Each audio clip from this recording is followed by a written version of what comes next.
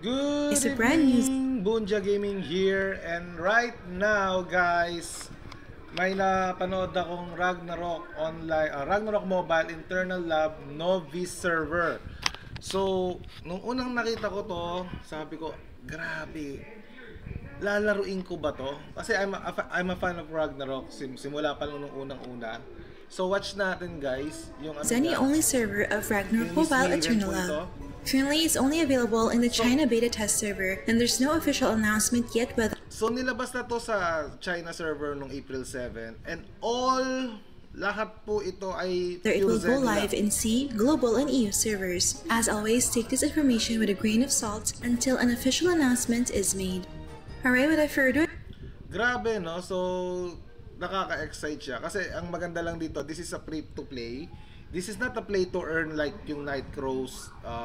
Yung syempre Night Crows is a play to earn. Also, kailangan mo mag-top up. Dito rin may top up din dito.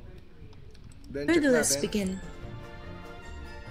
During ROM's 7th anniversary celebration in China, the team behind ROM has announced a groundbreaking development that they will be launching a new version of the game called Novice Server. Yes, Novice Server for the win.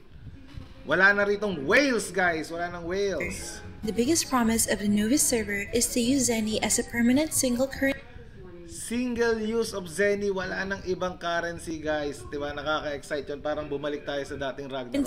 for the entire game economy. Under the system, all in-game transactions will be conducted solely using a single currency. Grabe no, puro ano lang siya, Zenny lang talaga no. So dito parang napapaisip ako kung maglalaro ako nito, ano kayang pinakamabilis ba na magpa-Zenny? Kasi nung dati naglaro ako, Wizard din ako ron eh. So parang iniisip ko mag-Wizard din ako rito eh. And guys, dito mag-enjoy ka lang talaga no. Zenny can be easily acquired through various in-game activities such as completing daily tasks, farming monsters, selling monster drops, and clearing weekly instances. Everyone has an equal opportunity to get rich overnight if they get lucky with rare cards and equipment. Ayan no, so lahat talaga pure Zenny lang no. From defeating dungeons and field MVPs. Zenny will be the universal trading currency within the game, so all players can freely purchase any item, even headwear and costume, without the need to top up. Without the need of the top up, grabe no guys no. Without the need of a top up. There will no longer be Ops, may nakita akong peso sign no. Ito yung dati, ata. May buko ata.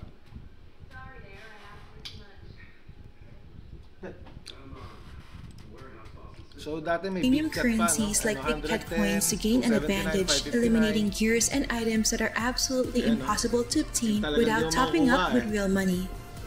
The fantasy generator gacha machines have also been decommissioned, so all paid fashion and cosmetic items will be consolidated and gradually released as dungeon drops or purchasable Grabe, using Zenny. nakaka-excite to. This means Talagang all players enjoy can lang to, slowly guys. earn and save Zenny to eventually purchase any Ayan na, top dami quality naglalaro gears sa and China cosmetic server, oh. items. It will also encourage players to progress solely through their skills and dedication. But of course, the developers are fully transparent that the Novice server will still have core revenue streams to sustain the game's operation. However, it will only be limited to So, limited lang pala pambili ng Zenny. So, ano to? Yen ba to? Or ano? Kung magkano to? purchasing Zenny and the advanced tiers of Adventure Log using real money. There's no perfect May top up system din for pala. game Para monetization, but mabuhay I din think yung your server. plan is commendable as they still need to have revenues for reinvesting into further developing and operating the game.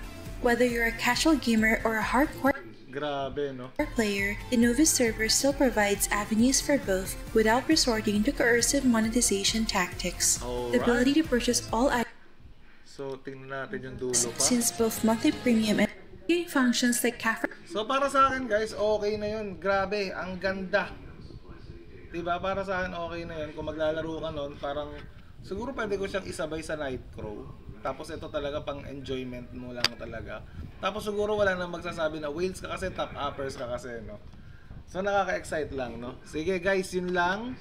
Nakita ko lang to, kaya gumawa lang tayo ng bagong content lang. Subscribe lang kayo, guys. Wait nyo pa rin. 500 subscribers makakapag-stream na tayo sa Nightcrows. So, with that, thank you guys and see you again on my next video.